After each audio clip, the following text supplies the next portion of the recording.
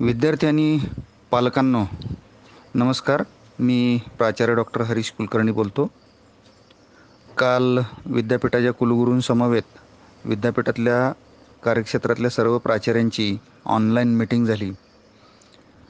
आपला लॉकडाऊन आणि कोरोनाचा प्रभाव याच्यामुळं जी आणीबाणीची स्थिती आलेली आहे, अशा स्थितीत परीक्षा कशी घेतली जावी या संदर्भात थोडंसं मार्गदर्शन कुलगुरूंनी आम्हाला केलं. गृहीत धरा 3 टप्प्यात मी माहिती सांगतोय. 14 तारखेला जर लॉकडाऊन उठला 14 एप्रिलला, तर परीक्षा मेच्या पहिल्या आठवड्यात सुरू होऊ शकते. परीक्षा 6 ते 7 मेच्या दरम्यान चालू होऊ शकते. अशा वेळी परीक्षेचं स्वरूप त्यांनी नेहमीच्या पद्धतीपेक्षा बदललेलं आहे. 20% मल्टिपल चॉईस क्वेश्चन्स MCQ पर्याय निवडा अशा प्रकारे 20% प्रश्न असतील आणि 80% इंटरनल असेसमेंट आणि शॉर्ट क्वेश्चन्स नोट्स याच्यावरती परीक्षा घेतली जाईल. सिलेबस जेवढा कव्हर झालेला आहे, आपला 100% सिलेबस कव्हर झालेला आहे सगळ्या विषयांचा आणि सगळ्या वर्गांचा. त्यामुळं जर 6-7 मेच्या दरम्यान चालू झाली परीक्षा, तर 20% MCQ आणि 80% इंटरनल असेसमेंट. आता हे इंटरनल असेसमेंट काय आहे ते मी तुम्हाला शेवटी सांगणार आहे. कॉलेज बंद होण्याच्या वेळेला जेवढा सिलेबस झालेला होता त्यावर स्टेटसवरती परीक्षा घेणार आहे विद्यापीठ. जर समजा लॉकडाऊन आणखी 10 दिवसांनी वाढला असं गृहीत धरलं, तर परीक्षा 17 ते 18 मेला चालू होईल. अशा वेळी 50% MCQ असतील आणि 50% थिअरी बेस्ड इंटरनल असेसमेंटचे प्रश्न असतील. समजा गृहीत धरा की आणीबाणीची स्थिती आली आणि आणखी लॉकडाऊन वाढला, मे अखेरपर्यंत परीक्षा जाते असं दिसलं. पहिलं मी 6 मे सांगितलं होतं, नंतर 17 मे सांगतोय. आता जर मेच्या शेवटच्या आठवड्यात परीक्षा ढकलते असं दिसलं, तर 70% MCQ प्रश्न असतील, मल्टिपल चॉईस क्वेश्चन ज्यांना पालकांना समजलं नसेल त्यावेळी पर्याय निवडा असे प्रश्न, आणि 30% इंटरनल असेसमेंट अंतर्गत आपण वर्षभरात जेवढ्या घेतलेल्या आहेत परीक्षा त्याचे. आता अशाही स्थितीत जर इमर्जन्सीमध्ये जर विद्यार्थी कॉलेजला येऊच शकला नाही, गावी गेलेले आहेत कोणी, आणि मे अखेरपर्यंत काही सगळी वाहतूक वगैरे बंद आहे, आणीबाणीची स्थिती आहे, अनेक संकटं आहेत, अशा स्थितीत उरलेल्या विद्यार्थ्यांची परीक्षा ही पुढच्या वर्षाच्या सुरुवातीला घेतली जाऊ शकते. पण शक्यतो अशी वेळ येणार नाही असं आपण आशा करूयात. जर काही अशी स्थिती आलीच, परीक्षेचा फॉर्म भरलेला नसेल, विद्यार्थ्यांनी हे आवर्जून नोट करावं की ज्यांना कोणाला फॉर्म भरायचा राहिला असेल, बहुतेक आपले सगळे फॉर्म भरून झालेले आहेतच, पण अजूनही त्या विद्यार्थ्यांचा फॉर्म भरला नाही म्हणून परीक्षा होणार नाही असं अडकवायचं नाही. इव्हन परीक्षा दिल्यानंतर फॉर्म भरला, रिझल्टच्या वेळी फॉर्म भरून घेतला, तरीही तेवढे अधिकार प्राचार्यांना दिलेले आहेत. त्यामुळे जर कोणी असा फॉर्म भरायचा राहिलेला असेल की नको आता मला कॉलेजच सोडायचं आहे, असेही काही 1-2-3 केसेस होत्या, त्यांनी अजूनही विचार करावा, आत्ताही परीक्षेला बसावं. फॉर्म भरण्याची प्रक्रिया पूर्णतः प्राचार्यांच्या हातात दिलेली आहे, त्यामुळं चिंता करू नये. परीक्षेसाठी फॉर्म न भरतासुद्धा बसता येईल आणि वर्ष वाया घालवू नका. आता परीक्षा कशी होणार आहे? परीक्षा आपले नेहमीच सर्व विद्यार्थी एकाच वेळी येत होते. ज्या दिवशी जो पेपर आहे त्याचे 500, 700, 600 विद्यार्थी सगळेच्या सगळे एकदम येत होते आणि परीक्षेला बसत होते. पण आता त्यांनी 20 ते 25च्या बॅचेसमध्ये पेपर घ्यायला सांगितलेला आहे. MCQ टाईप प्रश्न असल्यामुळे प्रश्न आणि पेपर 1 तासाचाच असेल असा अंदाज आहे. त्यामुळे 20 ते 25 विद्यार्थ्यांच्या बॅचेसमध्ये विद्यार्थी बोलवायचे. अर्थात समजा गृहीत धरलं की आपला एक वर्ग 120 विद्यार्थ्यांचा आहे, अशा वेळी 6 बॅचेस पडतील. 6 बॅचेसला 6 वेगवेगळ्या प्रश्नपत्रिका असणार आहेत. त्यांना वेगवेगळ्या वेळी दिवसभरात बोलवलं जाईल. समजा आज गणिताचा पेपर आहे, तर गणिताच्या पेपरला ते सर्व विद्यार्थी वेगवेगळ्या वेळेला बोलवले जातील. सकाळी 8लाच बोलवलं, 8 ते 9 एक, 9 ते 10 दुसरी, 10 ते 11, त्यावेळी ज्यांना बोलवलेलं आहे त्यांनीच कॉलेजच्या बिल्डिंगमध्ये यायचं आहे, बाकीच्यांनी यायचं नाही, कारण सोशल डिस्टन्सिंग पाळायला सांगितलेलं आहे. अर्थात जर आपण सगळे विद्यार्थी एकदम बोलवले तर सगळे विद्यार्थी एकदम येतील, गर्दी करतील, आणि पेपरच्या अगोदर आणि पेपरच्या नंतर सोशल डिस्टन्सिंगचा पूर्णपणे बोजवारा झालेला असेल. त्यामुळं पहिली बॅच आली, पेपर दिला, ती निघून पूर्णतः बाहेर गेली, त्यावेळेलाच दुसऱ्या बॅचच्या विद्यार्थ्यांना वर्गात प्रवेश दिला जाईल. त्यामुळे आमच्यावरचा परीक्षेचा ताण वाढलेला आहे हे साधारण तुम्हाला स्वरूप समजलंच असेल, पण यात विद्यार्थ्यांच्या लाईफची काळजी घेण्याचा शासनाचा आणि विद्यापीठाचा उद्देश आहे. त्यामुळे आपण हे सर्व नियम पाळायचेच आहेत. यानंतर मास्क लावूनच विद्यार्थ्यांनी येताना कॉलेजमध्ये यायचं आहे.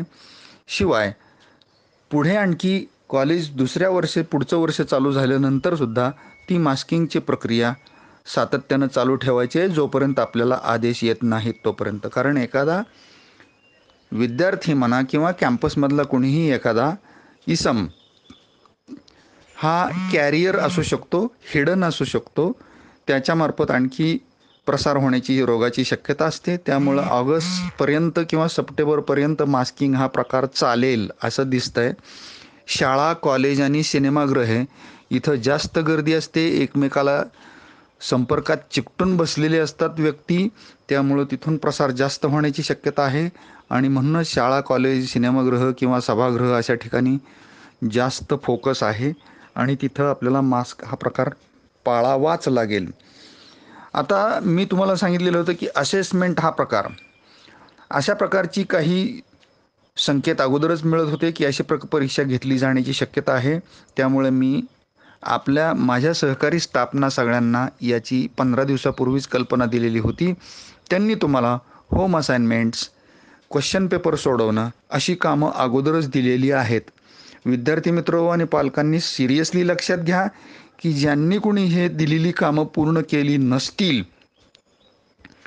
ते लक्षात घ्या. मूडलद्वारे, व्हॉट्सअपद्वारे तुम्हाला पेपर्स, प्रश्नपत्रिका दिलेल्या होत्या, ते तातडीनं तुम्ही सबमिट करायचं आहे. कारण आता तो परीक्षेचा भाग म्हणून विद्यापीठानं जाहीर केलेला आहे. गृहीत धरा, लक्षात घ्या की हे काम आपण वेळेत कव्हर करून घेतल्यामुळे आपण विद्यापीठातल्या इतर कॉलेजेसपेक्षा खूप पुढे आहोत. हे काम वेळीच सावधानतेनं आपण घेतल्यामुळं हे तुमचं काम पूर्णतः अगोदरच झालेलं आहे. इतर कॉलेजमध्ये हे घडलेलं नाही. त्यामुळे इंटरनल असेसमेंट याला जे मी म्हणलेलं होतं, तुम्ही परत ऑडिओ ऐका. मी सांगितलं होतं 6 ते 7 मेच्या दरम्यान 20% MCQ आणि 80% इंटरनल असेसमेंट. आता हे इंटरनल असेसमेंट म्हणजेच तुम्ही सादर केलेले होम असाइनमेंट्स, क्वेश्चन पेपर्स किंवा तुमच्या टीचरने सब्जेक्ट वाईज जे जे काम सांगितले असेल ते सगळं कव्हर करणं आणि वेळेत सादर करणं तुम्हाला आता बंधनकारक झालेलं आहे. कारण तो तुमच्या परीक्षेचा भाग झालेला आहे. जर सबमिट केलेलं नसेल तर पालक हो, तुम्ही जागे व्हा, तुमच्या मुलांनी वेळेत अभ्यास केलेला आहे का हे पहा. कारण त्याच्या आधारावर जर 80%, 50%, 30% अशी जर आम्ही मार्क देणार असेल तर घरी बसून तो विद्यार्थी हे सगळं करू शकतोय, मार्क मिळवू शकतोय. पण आमच्याकडे सादर न केल्यामुळे त्याचीही मार्क्स जातील. त्यामुळे आपण हीही दक्षता घ्या. कारण हे पदवीचं वर्ष आहे, पदवी मिळणार आहे, असं सहजासहजी आपल्याला देता येणार नाही. आता सिलेबसच्या संदर्भातली प्रश्नपत्रिका आणि पेपर तपासणी हे सगळं आमच्या अखत्यारीत येतं. त्यामुळे ते पेपर्स कसे असतील, त्या पेपरचं स्वरूप कसं असेल हे स्वरूप तुम्हाला समजावलं जाईल. पण त्याच्या पुढची प्रोसिजर परीक्षा दिल्यानंतरची पूर्णतः आमच्या ताब्यात येते. ती तपासणी कशी असेल या संदर्भात आम्ही तुम्हाला जास्त माहिती सांगू शकत नाही, देऊ शकत नाही. कारण तो कॉन्फिडेन्शियल भाग येतो. प्रॅक्टिकलच्या आपल्या सर्व परीक्षा पूर्ण झालेल्या आहेत, काहीही शिल्लक राहिलेलं नाही. त्यामुळं कुलगुरूंनी प्रॅक्टिकल्स कसे घ्यायचे, एक्झाम कशा घ्यायच्या त्या संदर्भात ज्या काही गाईडलाईन्स दिलेल्या होत्या त्या तुमच्यासोबत शेअर करण्यात अर्थ नाही. कारण ऑलरेडी आपलं प्रॅक्टिकल सगळे घेऊन झालेले आहेत. आता राहिलं परीक्षेचं टाईम टेबल. तर मी तुम्हाला सांगितलं की 6 मे, 17 मे, मे अखेर हा दिवसच जर आपल्याला कोणाला माहीत नाही की परीक्षा निश्चित कोणत्या वेळेला होईल. त्यामुळे परीक्षेचं टाईम टेबल आत्ता तरी या स्वरूपात कुठंही सांगता येणार नाही. पेपर सेटिंग कसे असावे, पेपरच्या गाईडलाईन्स आम्हाला कसा पेपर सेट करायचा या संदर्भातली विद्यापीठाची वरिष्ठ पातळीवरची एक समिती नेमलेली आहे. ती समिती ठरवेल. कारण समिती ठरवताना 3 वेगवेगळे स्वरूप जर परीक्षेचे जाहीर केलेले आहेत तर ते कोणत्या स्वरूपाला आपण परीक्षेला सामोरं जाणार आहोत त्या स्वरूपातल्या आम्हाला गाईडलाईन मिळतील आणि त्या संदर्भात तसे पेपर सेट करून विद्यापीठाकडून येतील. तर ह्या ऑडिओ क्लिप परत परत ऐका, नीट समजावून घ्या. काही समस्या असेल तर या संदेशासोबत माझा नंबर आहेच. विद्यार्थी मला WhatsAppवरून मेसेज करून विचारू शकतात. परीक्षा अजिबात बुडवू नका.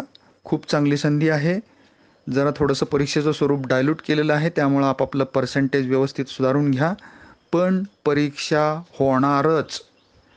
गृहीत धरा की याच्याही पुढे जाऊन जून जुलै उजाडला तरी परीक्षा होणारच. जुलैच्या पहिल्या आठवड्यात पुढील शैक्षणिक वर्ष चालू होईल असे संकेत दिसत आहेत. त्यामुळे आत्ता झाली ही सुट्टी भरपूर झाली. पुन्हा पुढचं वर्ष चालू होईल त्यावेळेला शक्यतो SYमधले सर्व विद्यार्थी तुम्ही TYला जाणार आहात. FYमधले SYमध्ये जाताना लक्षात घ्या की SYपासून विद्यापीठाच्या परीक्षा स्वरूप चालू होतं आहे. त्यामुळं आपापल्या परीनं नंतर पुन्हा कॉलेज जॉईन करताना वेळेत कॉलेज जॉईन करायचं आहे.